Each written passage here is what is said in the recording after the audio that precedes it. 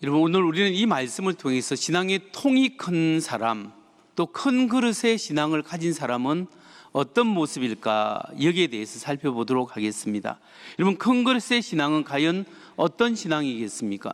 어떤 사람이 하나님 나라에 쓰임받는 삶의 자세를 가지고 있겠습니까? 첫째로, 큰 그릇의 신앙은 하나님 앞에서 언제나 신실한 삶을 살아간다는 것이 특징입니다.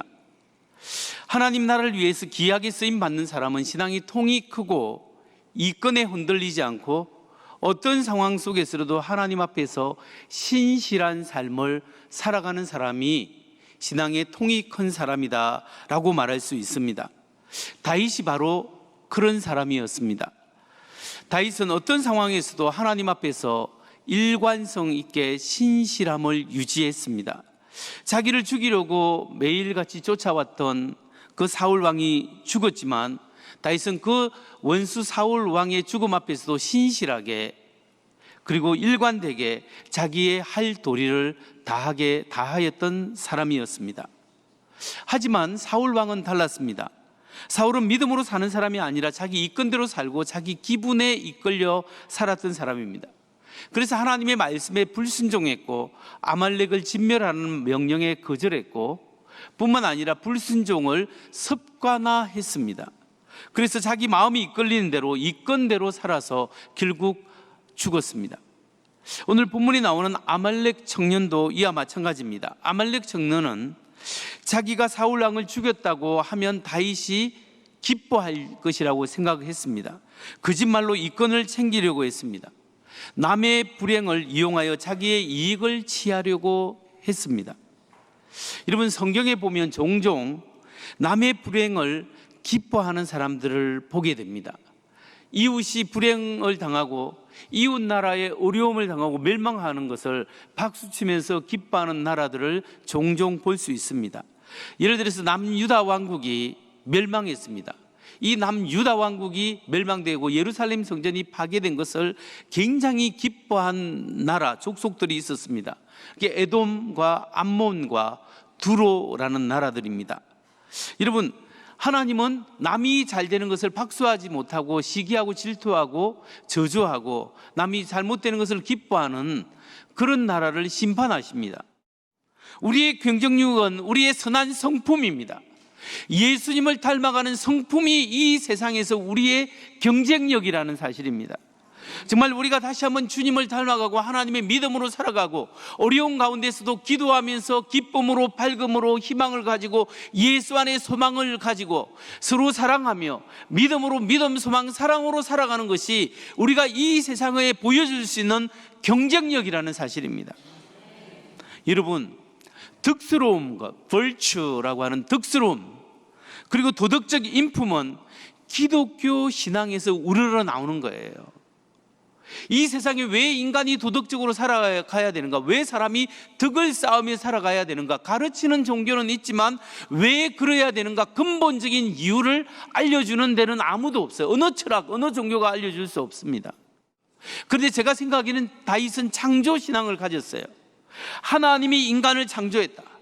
하나님이 하나님의 형상으로 인간을 창조했고 하나님의 인품으로 사람을 창조했기 때문에 도덕성이 중요하고 덕스러움이 중요한 거예요. 그래서 다윗은 어떤 상황 속에서도 이권을 쫓은 것이 아니라 신실함을 쫓았습니다. 사람이 살아가야 될 도리 그리고 하나님의 백성으로 살아가야 할 그 도리와 신의를 쫓았기 때문에 하나님께서 그 어려운 가운데서도 다윗을 하나님의 사람으로 사용할 수 있었던 거예요. 여러분, 신앙의 통을 넓혀야 합니다. 신앙의 통을 넓힌 것은 우리가 여러 가지 경쟁과 이권이 있음에도 불구하고 하나님 앞에 사람 앞에 신실한 삶을 살아가는 우리가 되기를 주의 이름으로 축원합니다. 다음으로 큰 그릇의 신앙은 과연 어떤 신앙이겠습니까? 어떤 자세가 통이 큰 신앙의 삶을 살아갈 수 있을까요? 두 번째로, 악한 것을 제거하고 의로움을 추구하는 삶의 자세가 큰 그릇의 신앙을 가진 사람의 모습입니다. 올바른 신앙인은 악한 것을 버리고 선을 추구해야 합니다. 다윗은 악을 제거하고 정의를 바로 세웠습니다. 다윗은 사울 왕을 자식이 손으로 죽였다고 주장하는 그 아말렉 청년을 심판했습니다. 사무엘하 1장 14절 15절을 보면 다윗은 그에게 대하여 내가 어찌하여 손을 들어 여호와의 기름 부음 받은 자 죽이기를 두려워하지 아니하였느냐 하고, 다윗이 청년 중 한 사람을 불러 이르되 가까이 가서 그를 죽이라 하매 그가 침에 곧 죽으니라. 이 아말렉 청년은 거짓말로 이익을 얻고자 했습니다. 하지만 하나님은 불의와 거짓에 보상해 주지 않습니다. 다윗은 거짓으로 이익을 추구하려고 했던 아말렉 청년을 처형했습니다. 이 사건은 단순히 거짓말했다고 처형하는 것이 아니라 악함과 거짓을 하나님께서 악한 것을 처벌한다는 것을 상징적으로 보여주고 있습니다. 그뿐만 아니라 지금 이 사건은 아말렉 민족을 다윗을 통하여 처벌하고 앞으로도 처벌할 것이라는 것을 하나님의 하나의 상징적으로 보여주는 사건이에요.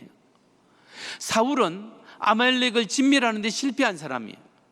하나님의 말씀에 신실하고 순종하는 다윗을 통하여 하나님의 앞으로 전염병을 일으키고 있는 그 아말렉 족속을 멸망시키겠다는 사실을 보여주고 있는 거죠. 성도 여러분, 우리의 생활 속에서 하나님 앞에서 부끄럽게 생각할 수 있는 악한 습관이나 제약된 습관이 있다면 그것을 버리고 끊어내야 합니다. 악을 제거하고 의로움을 추구해야 합니다. 여러분, 요한계시록을 읽다 보면, 묵상하고 읽어보면 마지막 세상으로 가면 갈수록 선한 사람은 더 선해집니다. 그런데 악한 사람은 더 악해집니다. 또한 특징이 뭐냐면 이 마지막 세상으로 가면 갈수록 선을 악하다고 이야기합니다. 그리고 악한 것을, 비정상을 정상이라고 이야기하는 세상에 살게 된다는 거죠. 도덕이 뒤집어지는 시대에 살게 되는 겁니다. 그렇기 때문에 이 세상에서 우리 그리스도인이 그리스도인답게 살아가려고 하면 마지막으로 정말로 가면 갈수록 하나님 앞에, 사람 앞에 거룩함을 유지해야 된다는 거예요. 선을 추구하는 삶을 살아야 한다는 거예요. 특히 오늘날 우리가 이 시대를 향한 기도 제목이 있고 거룩함을 선포해야 될 그런 내용들이 있습니다. 특별히 여러 가지 문제가 있지만 우리 사회에 점점 다가오고 있는 마약 문제와 도박 문제가 굉장히 심각합니다. 여러분, 지난번에 코로나가 한창일 때 미국에서 2021년입니다. 미국에서 청장년층, 그러니까 18살에서 45살까지에 있는 그 사람들의 사망률 1위가 무엇인 줄 아십니까? 코로나 바이러스로 의해서 죽은 게 아닙니다. 펜타닐 중독 때문입니다. 마약에 중독되어서 엄청난 사람들이 죽어나갔다는 거예요. 그래서 그때 미국이 마약과의 전쟁에서 실패했다, 이렇게 사람들이 이야기를 했습니다. 그 마약은 우리나라에도 연간 마약 사범이 2만 명이 넘습니다. 이 마약 사범이라고 해서 마약하다가 걸려서 입건된 사람을 말하는 거죠. 청소년 마약 사범도 2023년에 1,447명입니다.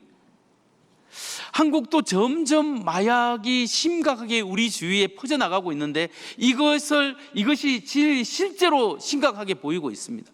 제가 30년 전에 미국에서 전도사 생활할 때 제가 가르치는 아이들, 중고등부 아이들 40명 중에 약 30명이 담배를 피우고 마약에 손대본 애들이에요. 너무나 심각해서 마약 세미나도 열고 여러 가지 조치를 취했습니다. 그런데 30년 전에도 그런 일이 있는데 지금 우리나라에 그런 것들이 그냥 물밀듯이 그냥 쏘르 들어오고 있는 거예요. 이런 심각한 것을 정부도 알고 사람들도, 많은 사람들이 알고 있고 이걸 대책을 세워야 되는데 이거 실제로 이런 대책이 효과적으로 세워지지 않습니다. 근데 이게 앞으로 우리 자녀들에게 엄청난 영향을 끼칠 거예요. 왜냐하면 이 브레인 데미지가, 머리 데미지가 오기 때문에. 도박 문제도 심각한데요. 특히 어른들 도박 문제를 말할 것이 아니라 청소년 도박 중독도 그 전문가들의 이야기를 들어보니까 상당히 심각한 추세고, 요즘은 아이들이 핸드폰으로도 앱을 깔아서 도박을 할 수 있대요. 부모님 주무실 때 몰래 도박을 이렇게 해가지고 돈을 잃기도 하고 따기도 하는데 애들이 돈이 많이 없잖아요. 다른 애들 때려서 돈을 받아옵니다. 또 꾸기도 하고 구워주기도 한다는 거예요. 어릴 때부터 이렇게 도박해서 도박 중독자들이 늘어나고 있는 추세예요. 이 청소년기는 이걸 막을 수 있는 방어 기제가 연약하기 때문에 굉장히 휩쓸리는 시기가 많습니다.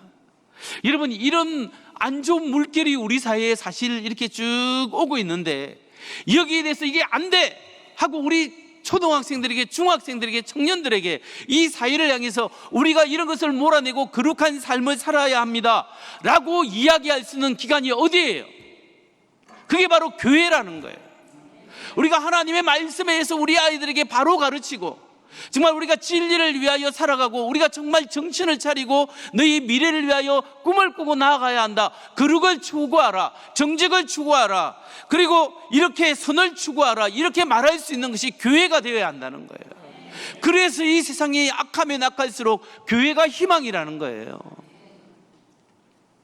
여러분, 이 세상에 하나님 나라의 기쁨을 누리는 그리스도인들은 악을 미워하고 선에 속하는 하나님의 사람, 거룩한 사람, 악을 끊어내는 사람 되시기를 주의 이름으로 축원합니다.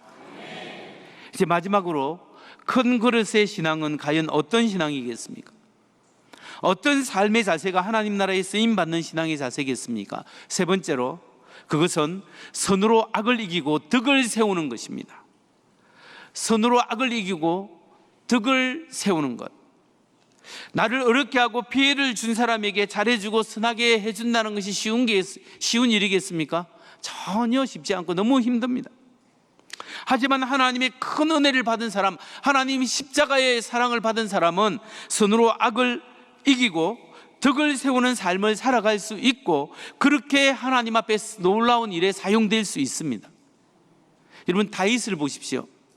사울 왕 때문에 수도 없이 죽을 고비를 느끼고 산으로 들로 도망다니면서 자기 가족이 죽을 뻔하고 10년, 1년, 2년이 아니에요. 5년도 아니에요. 10년 동안 쫓겨다니면서 살았는데 이제 그 원수 사울이 죽었다는 소식을 들었습니다. 기뻐하고 잔치를 베풀어야죠. 그런데 옷을 찢고 금식하고 슬퍼한다 말이 되겠습니까?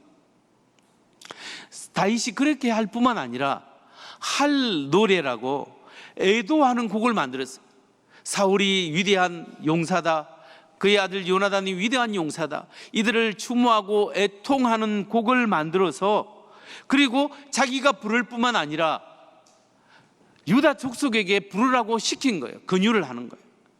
많은 사람들이 사울 왕의 죽음을 애도하게 되었습니다. 사무엘하 1장 17절에서 19절 봅니다. 다윗이 이 슬픈 노래로 사울과 그의 아들 요나단을 조상하고 명령하여 그것을 유다 족속에게 가르치라 하였으니 곧 할 노래라. 야사렛에게 기록되었으되 이스라엘아, 내 영광이 산 위에서 죽임을 당하였도다. 오라 두 용사가 엎드러졌도다. 이 이야기가 19절에서 27절까지 이런 식으로 가사가 다 나오는 겁니다. 이런 할 노래를 만들어서 자기만 부를 뿐만 아니라 유다 족속들에게 부르게 하고 나중에 이스라엘 민족들도 다 부를 수 있도록 이렇게 해서 슬픔에 잠긴 사람의 마음을 위로해 줍니다. 여러분, 어떻게 이렇게 할 수가 있었을까요?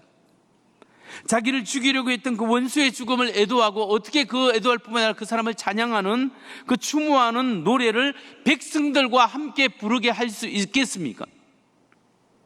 이것은 예수님의 마음이 아니면 안 되는 거예요. 예수님을 닮은 마음이 아니면 도저히 할 수 없는 일이에요. 다윗은 예수님을 닮은 마음을 가진 거예요. 로마서 12장 20절 21절을 보세요. 같이 한번 읽겠습니다. 시작. 내 원수가 줄이거든 먹이고 목마르거든 마시게 하라. 그리함으로 내가 숯불을 그 머리에 쌓아 놓으리라. 악에게 지지 말고 선으로 악을 이기라. 아멘. 내 원수가 줄이거든 먹이고 목마르거든 마시게 하라. 여러분, 이렇게 할 수 있어요? 저도 힘들어요. 못하겠어요. 그러나 이 마음은 예수님의 마음이에요. 예수님 닮는 마음으로 이렇게 할 수가 있는 거예요. 로마서 15장 2절 보십시오. 우리 각 사람이 이웃을 기쁘게 하되 선을 이루고 덕을 세우도록 할지니라. 이웃을 기쁘게 하되 선을 이루고 덕을 세우는, 말할 때마다 덕을 세우고 희망을 주고 힘이 되어지는 그런 어떻게 할 수 있어요? 예수님 닮아야 할 수 있는 거예요. 십자가의 은혜를 묵상하지 않으면 도저히 할 수 없는 일이에요. 십자가의 은혜를 묵상하면 묵상할수록 이걸 할 수 있는 능력이 우리에게 들어오게 되는 거죠. 힘들 때마다 예수님을 묵상하고 또 묵상하다 보니까 하나님의 사랑이 느껴지고 그분의 사랑에 잠길수록 그 모든 문제가 하나님께 맡겨지고 성령께서 인도하시고 그 목사님의 마음을 치유하고 날마다 새로운 힘을 주고, 그래서 새로운 힘으로 교회에 더 열심히 하고 있다는 간증을 들었습니다. 성도 여러분, 어떻게 선으로 악을 이길 수 있을까요? 우리는 어떻게 선으로 악을 이기고 덕을 끼칠 수 있겠습니까? 나를 힘들게 하고 내 마음을 아프게 하고 상처를 준 사람을 어떻게 내가 선으로 악을 이길 수 있겠습니까? 그 방법은 예수님의 십자가의 은혜밖에 없습니다. 우리가 나를 위하여 죽기까지 사랑하신 그 십자가의 은혜를 묵상하고 사랑하고 그 사랑 십자가 앞에서 무릎 꿇고 기도할 때 십자가의 사랑에 잠기게 될 때 우리는 나도 모르게 우리의 상처가 다 굳어지고 주님 안에 더 강건하게 되고 나를 힘들게 한 사람까지 도리어 다윗처럼 애통해하고 사랑할 수 있고 불쌍히 여길 수 있는 마음이 들게 된다는 사실을 믿으십시오. 요한일서 4장 10절 11절을 보십시오. 사랑은 여기 있으니 우리가 하나님을 사랑한 것이 아니요 하나님이 우리를 사랑하사 우리 죄를 속하기 위하여 화목제물로 그 아들을 보냈었습니다. 사랑하는 자들아, 하나님이 이같이 우리를 사랑하셨은즉 우리도 서로 사랑하는 것이 마땅하도다. 여러분, 사랑은 여기 있으니 우리가 하나님을 사랑한 것이 아니라는 거예요. 하나님이 우리를 사랑해서 그 아들 독생자를 보내주셨다는 거예요. 우리가 죽을 자리에 하나님이 대신 죽으시고 우리가 원망당할 그 자리에 주님이 대신 원망받으시고 우리가 모욕당할 그 자리에 예수님이 대신 모욕을 당하신 거예요. 사랑의 힘이 나에게 있지 않습니다. 그렇기 때문에 우리는 주님이 나를 사랑하기 때문에 우리가 그 힘으로 다른 사람을 사랑할 수 있습니다. 선으로 악을 이길 수 있습니다. 여러분, 나에게 내 속에 상처가 있더라도 그 상처를 풀 수 있는 유일한 방법은 다른 사람에게 나아가서 퍼부을 때 상처가 해결되는 게 아니에요. 내 안에 있는 상처를 품고 십자가 앞으로 나아가서 내 앞에 있는 상처가 주님의 십자가의 보혈로 피로 치유함을 받고 은혜를 받고 해결함을 받고 내 이웃에게 내 마음을 풀고 내 이웃에게 또 상처 준 사람이 나아가서 용서하고 평안을 전할 때 그 관계가 회복될 수 있는 거예요. 원리는 그 사람이 먼저 해결되는 것이 아니라 내가 먼저 해결되고 내가 먼저 십자가의 은혜로 풀려야 합니다. 근데 중요한 것은 내 마음이 풀리고 내가 은혜 받고 내 문제가 내 안에서 해결되면 저 사람이 나와의 관계가 해결 안 되더라도 상관이 없는 거예요. 일단 내가 주님 앞에 내 은혜가 해결되면 어떻게 되냐? 내 주위 사람이 사는 거예요. 내 남편이 살고 내 아내가 살고 내 자녀들이 사는 거예요. 우리가 가진 수많은 문제, 관계성의 문제와 상처와 아픔은 저 사람의 잘못이 있지만 내 안에 있는 가시가 더 크기 때문에, 내 안에 있는 아픔이 더 크기 때문에 여기에 문제가 있는 거예요. 이것을 십자가의 은혜 앞에 가져오십시오. 부활하신 주님 앞에 의지하십시오. 그럴 때 주님께서 고쳐주시는 거예요. 다윗에게는 그런 은혜가 있었습니다. 다윗처럼 원수까지 사랑하는 것은 나의 힘이 아니라 하나님의 은혜로 할 수 있다는 것을 믿으시기 바랍니다. 말씀을 마칩니다.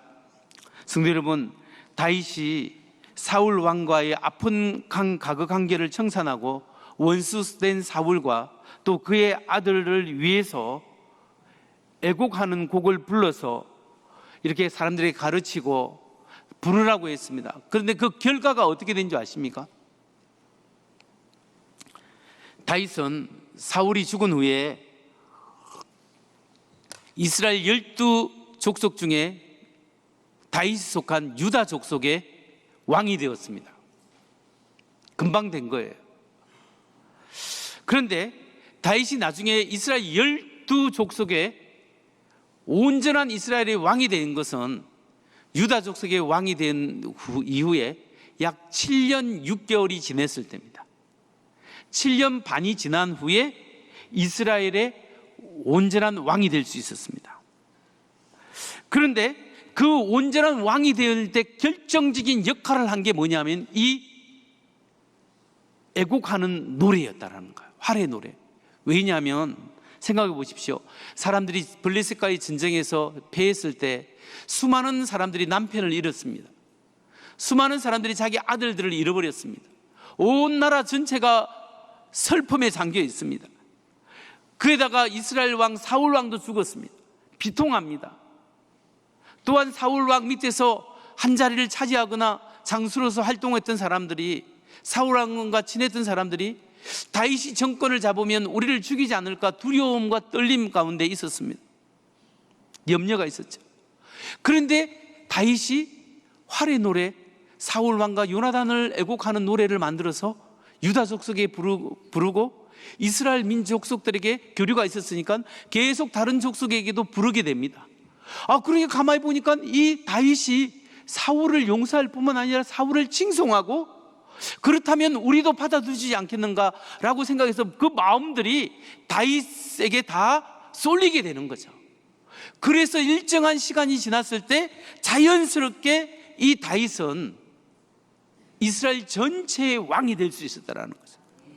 여러분, 다윗이 큰 믿음을 가지고 믿음의 통을 넓혀서 원수까지 사랑하고 그가 덕을 실천했을 때 하나님이 그의 지경을 넓혀주시고 형통의 은혜를 주셨다는 것을 믿으시기 바랍니다.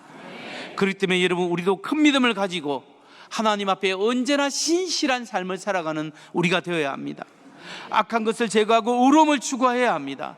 십자가를 묵상하면서 나에게 때로는 악하게 되었던 사람을 용서해주고 사랑하고 섬기고 나아갈 때 하나님께서 내가 생각한 것보다 훨씬 더 넓은 지경을 넓혀주시고 형통의 축복을 여러분과 여러분의 가정에 주실 줄 믿습니다. 오늘도 이런 믿음으로 승리하는 우리 모두가 되기를 주의 이름으로 축원합니다.